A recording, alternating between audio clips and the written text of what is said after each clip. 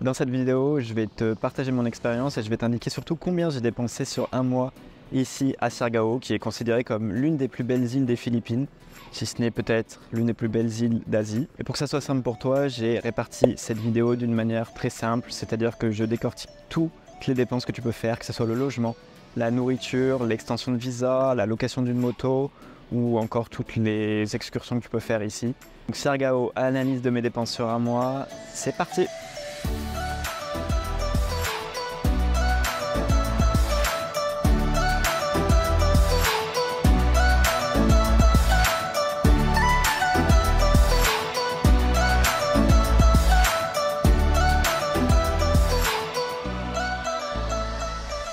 Déjà, la première chose à savoir si tu viens ici à Siargao, c'est qu'aux Philippines, il y a plus de 7000 îles. Ce qui veut donc dire que des vols directs jusqu'à Siargao, depuis, je sais pas, Bangkok ou Kuala Lumpur, il n'y en a pas. Pour venir ici à Siargao, tu dois tout simplement prendre un vol de Manila ou Cebu et ensuite prendre un second vol. Donc, c'est genre de vol à partir de petits avions qui t'emmènent directement sur l'île de Siargao. Prépare-toi d'ailleurs à passer genre au moins une journée dans les transports parce que les vols sont assez souvent en retard, c'est assez long quand même.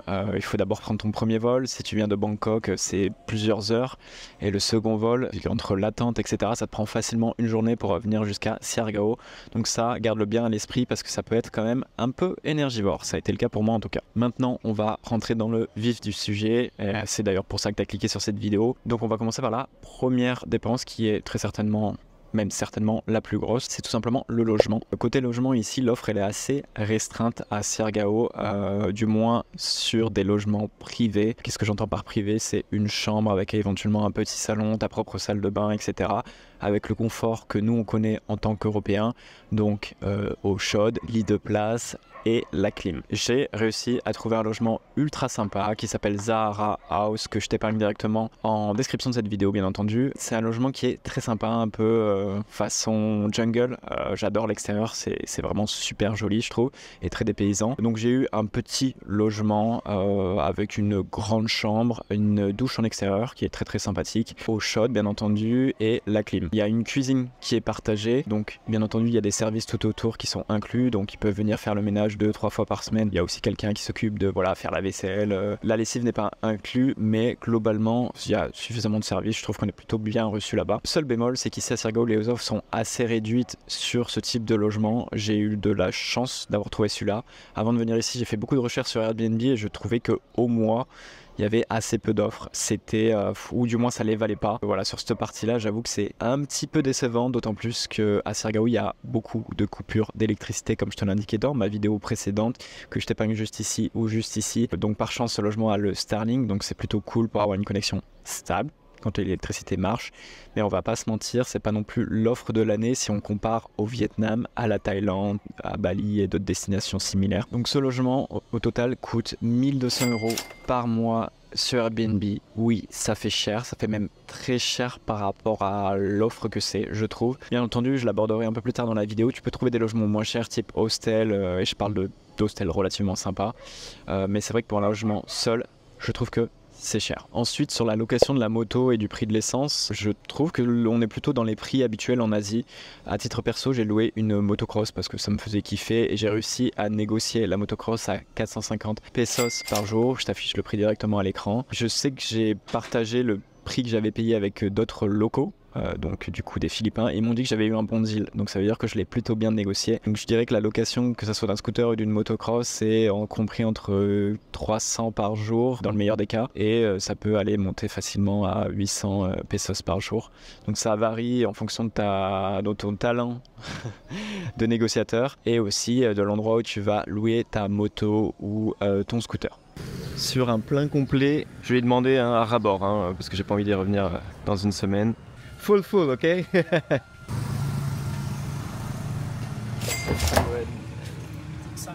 Concernant la nourriture maintenant, ici c'est comme de partout globalement en Asie je trouve, en fait tu as une offre de restaurants typés reste du monde, Europe ou tout ce que tu veux, bref des restaurants où tu peux manger des burgers, des pizzas, des burritos, je sais pas, du vegan, du végétarien, donc plutôt adapté aux touristes. Il y a une offre qui est suffisamment sympa ici, honnêtement j'ai relativement bien mangé. à Sirgao. J'ai pas de remarques précises à faire là-dessus. Et les plats varient entre 4 et 7 euros. Ça dépend où tu vas. Il y a des restaurants qui sont bien entendu plus chers que d'autres. Tu peux facilement te retrouver avec un burger qui te coûte 8 euros, comme tu peux te retrouver avec un burger qui te coûte 5 euros. Ça dépend de l'endroit où tu vas. Mais ça reste quand même relativement abordable, je trouve, en moyenne. Et il y a pas mal de spots que j'ai beaucoup apprécié, que je te mets directement à l'image, où tu peux manger des burgers super sympas. J'ai mangé aussi des ceviches. J'ai pas mal de spots que j'ai listés dans ma précédente vidéo qui honnêtement sont vraiment sympas. Donc là-dessus, l'offre est plutôt cool. Si tu restes un mois ici, globalement, tu vas pouvoir te faire plaisir. Même si, petit disclaimer, je trouve que l'offre pour les végétariens et les véganes est un peu réduite. À titre perso, je ne suis ni végétarien ni végane, donc ça ne me concerne pas. Mais si toi tu l'es, j'avoue que tu vas souvent aller aux mêmes endroits. Il n'y a pas une offre démentielle de ce côté-là. Maintenant, d'un autre côté, si tu veux faire attention à ton argent et manger correctement, mais pour pas cher, les options locales sont assez conséquentes, tout simplement. Ce qui est cool ici, c'est que tu as plusieurs buffets. Donc ouvert à tous, où tu peux aller et littéralement tu peux manger matin, midi et soir quelque chose de différent à moindre prix. Qu'est-ce que j'entends par moindre prix? C'est entre 3 et 5 euros par plat. En fait, c'est des espèces de buffets où tous les jours ils cuisinent des choses plus ou moins différentes. Tu peux aussi bien manger local que des gnocchis, des pâtes au pesto, du poulet, du poisson. Ils ont vraiment au moins une quinzaine de plats à chaque fois, ou quasiment à chaque fois. D'ailleurs, si vous cherchez un endroit pour faire des super courses, c'est juste derrière moi que ça se passe. Ça s'appelle Pure Gold et c'est on va dire le gros supermarché de General Luna. Alors c'est plus à General Luna, mais c'est juste ici que ça se passe et vous trouverez globalement, je vais pas dire tout parce que ce serait mentir, mais vous allez trouver quand même pas mal de trucs, donc voilà. Mais il y a quand même 10-15 minutes de route à faire pour venir jusqu'ici, voilà, faut le savoir. Sur la partie coworking, il y a globalement deux offres ici. Il y a deux coworking, tu peux aller chez Alterspace ou tu peux aller chez Coco. Je crois que ça s'appelle comme ça. À titre perso, je vais chez Alterspace et globalement Alterspace, c'est un petit coworking très sympa avec un staff hyper gentil. Je te mets le prix directement à l'écran, mais un mois c'est relativement abordable là-bas pour un hot desk. Qu'est-ce que c'est un hot desk? C'est un bureau mobile. En fait, t'as pas de siège attitré, mais tu peux t'installer où tu veux à chaque fois, en fonction du monde bien entendu. Là-dessus, c'est plutôt, j'ai été relativement surpris par les prix et je trouve que l'offre était plus que stable, sachant qu'ils avaient un générateur, deux types de Wi-Fi, donc soit par fibre, soit par Starlink. Honnêtement, je trouve que l'offre est plutôt intéressante, bien que très restreinte, vu qu'il n'y a que deux options possibles. T'en as pour ton argent et c'est plutôt cool là-dessus. Sur la partie maintenant des activités sportives, il faut savoir une chose ici à Sirgao, c'est que globalement, tout le monde surfe. Sauf moi, bien entendu, mais les trois quarts des gens dorment, respirent, mangent, surfent. Il y a vraiment plusieurs spots pour surfer, comme juste derrière moi au loin où des gens surfent actuellement et on va pas se mentir, c'est parfaitement adapté pour le surf. La location d'une planche de surf te coûtera 200 pesos pour une heure et tu peux aussi, j'allais dire louer un pousseur, c'est pas comme ça qu'on dit, mais tu peux avoir un prof de surf avec toi qui va t'aider à te pousser pour prendre les vagues pour 300 pesos de l'heure, donc c'est relativement abordable si tu as envie de venir surfer ici. Tu as beaucoup de spots pour pouvoir surfer et ça c'est franchement cool. Maintenant, sur la partie activité sportive autre que le surf, on est assez restreint, je trouve. Je m'explique, en fait, il n'y a pas de terrain de foot, il n'y a pas de terrain de padel, il n'y a pas de club d'escalade, il n'y a pas grand-chose en fait de ce côté-là. J'avoue qu'à titre perso, j'allais chez Escapo Fitness, qui est un tout petit club de sport. Alors, il est très joli, très sympa. Mais on n'est pas sur des machines grandioses et j'avoue qu'on n'est pas non plus sur des prix ultra intéressants. On est quasiment sur des prix européens alors que la salle de sport propose pas non plus 10 000 machines. Et d'ailleurs, elle est encore en travaux. Il n'y a par exemple pas d'évier pour se laver les mains. Je trouve ça horrible. Je suis aussi allé voir, juste pour voir, bien entendu, un club de CrossFit. À titre perso, je fais pas de CrossFit, mais je suis quand même allé voir pour le bien de cette vidéo. Je t'affiche le prix d'un mois à l'écran. J'avoue que ce club avait plutôt de l'allure. Je le trouvais plutôt sympa. Mais voilà, il n'y en a qu'un seul.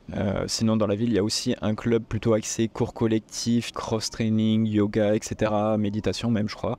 Et lui est tout de suite beaucoup plus cher. Et il n'y a pas d'autres activités, mis à part le club de sport, le club de CrossFit, il n'y a pas grand-chose. Donc là-dessus, c'est surf, éventuellement muscu, et puis c'est tout.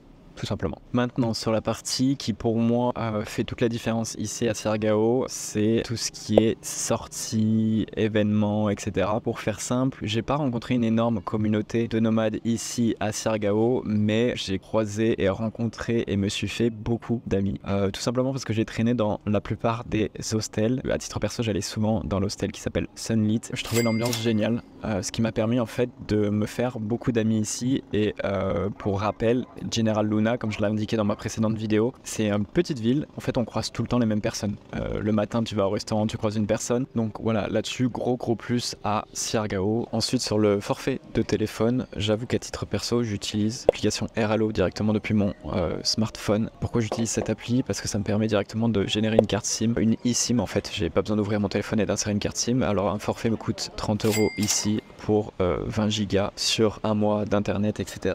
Ça marche assez bien, même si c'est pas couvert partout sur l'île. J'utilise ce service tout simplement parce que c'est ultra rapide. Au moment où je sors de l'avion, dès que j'ai du wifi, je vais sur Airalo et je me connecte, j'achète ma carte SIM et en une minute je fais l'installation sur mon iPhone, ce qui fait que ça me prend pas du tout de temps et c'est ultra pratique. J'ai pas besoin de l'ouvrir pour mettre une SIM, donc certes c'est plus cher mais c'est trop pratique. Donc là-dessus je recommande. Sinon après globalement une SIM classique, tu peux en trouver entre 5 et 10 €, ça dépend des forfaits que tu vas avoir ici. C'est automatiquement moins cher mais un peu plus chiant parce que du coup ça te fait sortir la SIM de ton téléphone, ça te génère un nouveau numéro, etc.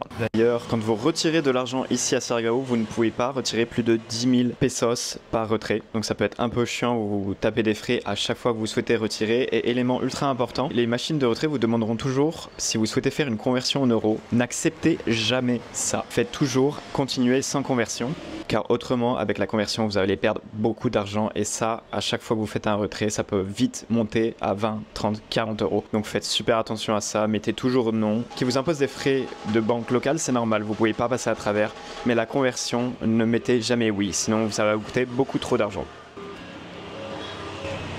Ça y est, du coup, je viens juste à l'instant de faire mon extension de visa à l'immigration de Siargao qui se trouve directement derrière moi. J'ai le petit papier et c'est la première fois qu'une extension de visa me prend très exactement 10 minutes, montre en main.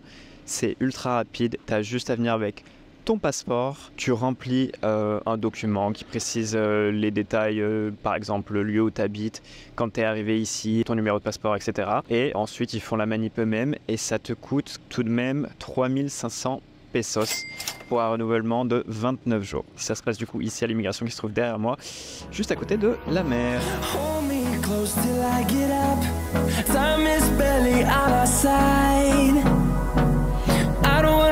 What's left? The storms we chase are leading us, and love is all we'll ever trust. Yeah, no, I don't wanna waste what's left. And on we'll go through the wastelands, through the highways, till my shadow turns to sun rays. And maintenant que je t'ai listé tous ces éléments, je vais pouvoir du coup décortiquer tout ça financièrement et t'indiquer combien moi, à titre personnel, j'ai dépensé ici sur un mois à Siargao, mais du coup j'ai aussi calculé combien ça pourrait te coûter sur un budget plus faible afin d'avoir deux éléments de comparaison parce qu'on ne vit pas tous de la même manière, on n'a pas tous les mêmes attentes quand on voyage et qu'on travaille en même temps, donc je vais te lister ça tout de suite. Alors bien entendu, je prends mon téléphone avec moi parce que j'ai pris des notes pendant l'équivalent d'un mois pour être sûr d'être tout à fait juste et honnête sur mon calcul des dépenses. Donc en fait, j'ai absolument tout calculé, c'est-à-dire que j'ai calculé du café à chaque repas, aux courses, à l'essence de la moto, la location de la moto, bien entendu, le logement qui est la plus grosse dépense, et les activités externes, à savoir une excursion, enfin plusieurs excursions d'ailleurs, et tout ce qui va avec. Pour te donner une idée, je ne me suis absolument pas privé pendant un mois, c'est-à-dire qu'à chaque fois que je voulais aller au resto, j'y suis allé.